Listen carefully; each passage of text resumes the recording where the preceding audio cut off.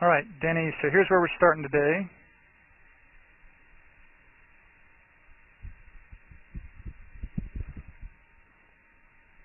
Even that, it makes you look crowded, doesn't it? Right from the start of your swing, and then that crowded look gets you to pull away from it through impact. And then over here from this face-on angle,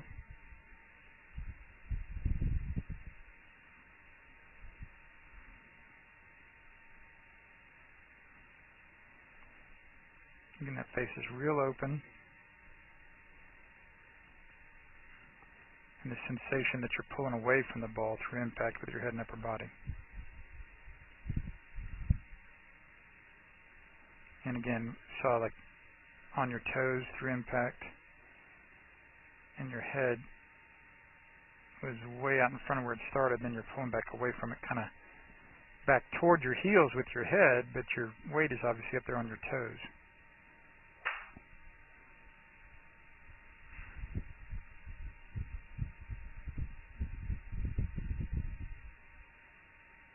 Again, there's a real open face right before impact.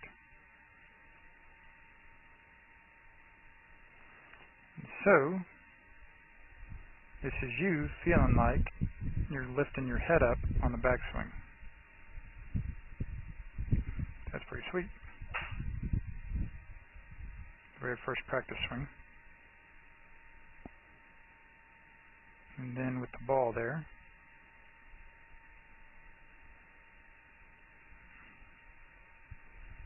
Again, you felt like you really pulled your head up on the backswing,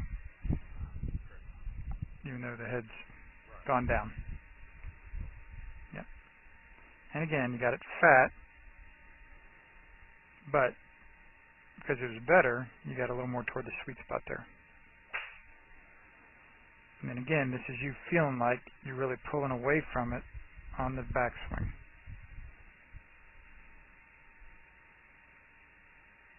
It actually still went down. And then now, again, so you're closer to it. Now you really hit it quite a bit fat and back toward the heel because you were so much closer to it as opposed to this better look there.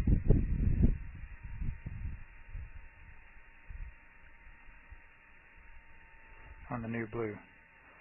The red was communist. All right, and here's this one. So you see how that head looks awkward now, doesn't it, in your setup? You see how the head looks awkward now with it tilted back so much.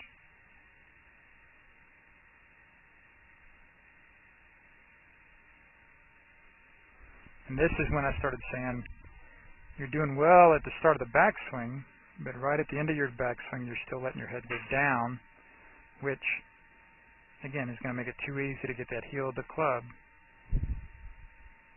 on the ball instead of the sweet spot. So that was you, again, now feeling like you stayed up all the way through the backswing. Just at the end of the backswing, it went down a little bit. That's still a whole lot better than what we started with today. Yeah, that was pretty good. There, you kept it up better at the end of the backswing. Ooh, that was close to being real good both ways, wasn't it? Yeah, that's one of the best ones of the day there. But just that little bit there gets that heel creeping in toward that ball.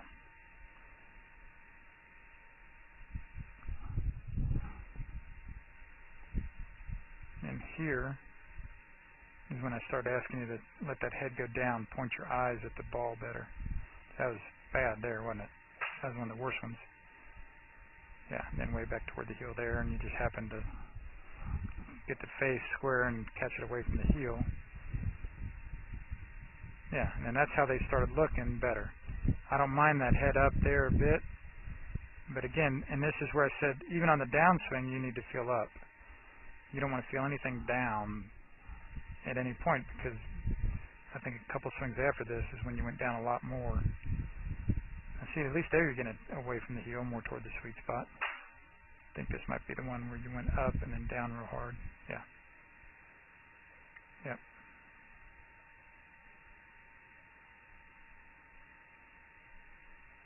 Is that the full swing? Yeah, that was more feeling like a full swing. And then this one was the half swing. Yeah, where the head went down quite a bit. That's the one. Quite a bit. And now it stayed down way back toward the heel. And this one. Yeah, see, there's the full swing, and you see how much more you get over the top when you make a full swing.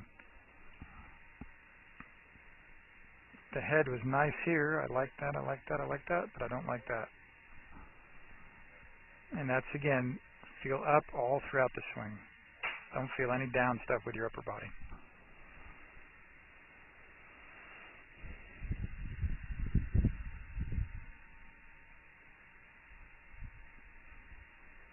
You see that head's almost the same there. That's why I said you need a checklist. And then you were doing it there on this last batch. This last 6 or 8 or 10 I saw you hit. I was just watching you being quiet. You actually got there and you did your little routine. So that's good. But that head looks better.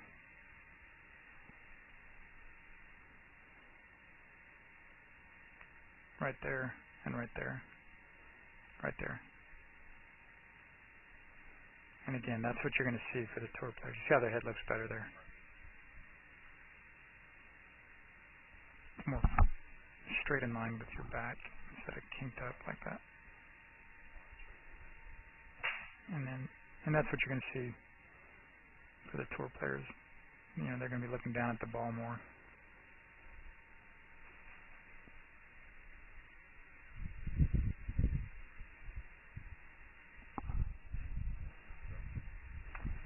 All right, man. So that over-the-top stuff, there's no doubt in the world we don't want any of that part of that, but we're not working on that right now. It's just to get you more level throughout the swing. Find one of those better ones. Ooh, that was close. No, that wasn't good.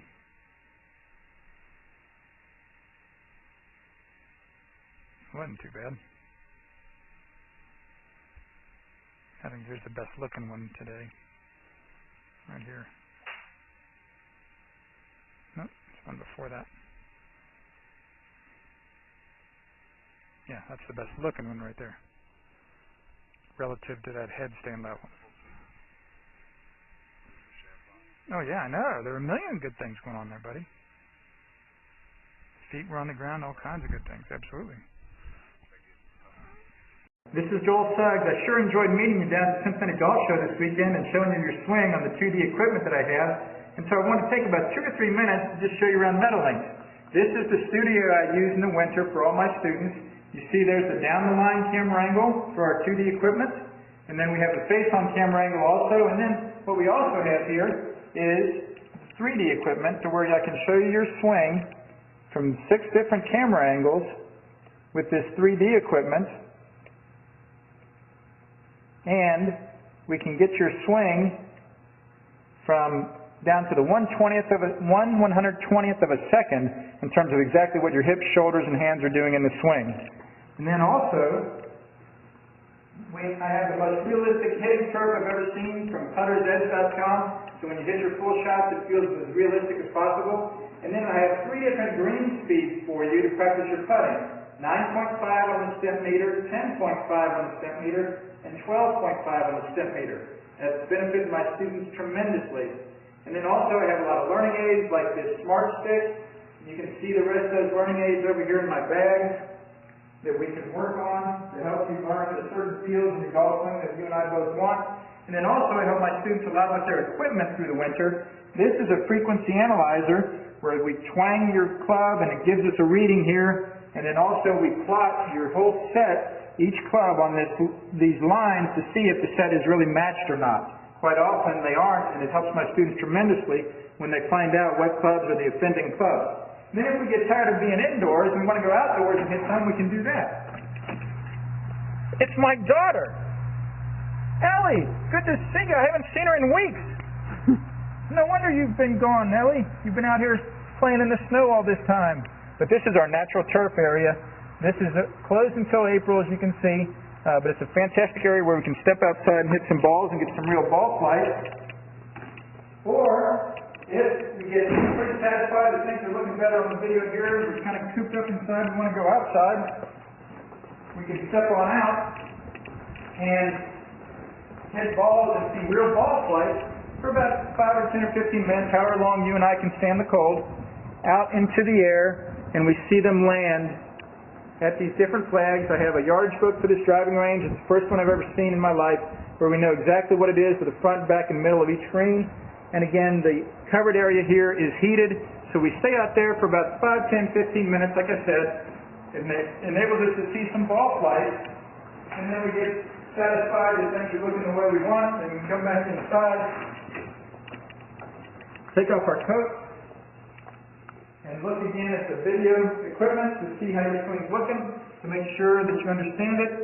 And then notice too, my exercise ball up top here, and then also, so I help my students a lot with their fitness through the winter, and then I will help you also with your sports psychology, with your golf psychology from the golfpsych.com people down in Texas. That's helped my students tremendously a lot over the years too. So again, I sure enjoyed meeting you down at the Cincinnati Golf Show this weekend. I look forward to seeing you again out here this summer at Meadowlinks, or even right now in the winter. I have a lot of people that work on their games with me right through the winter. Check out more information about the things I do to help you at joelsuggs.com. Take care.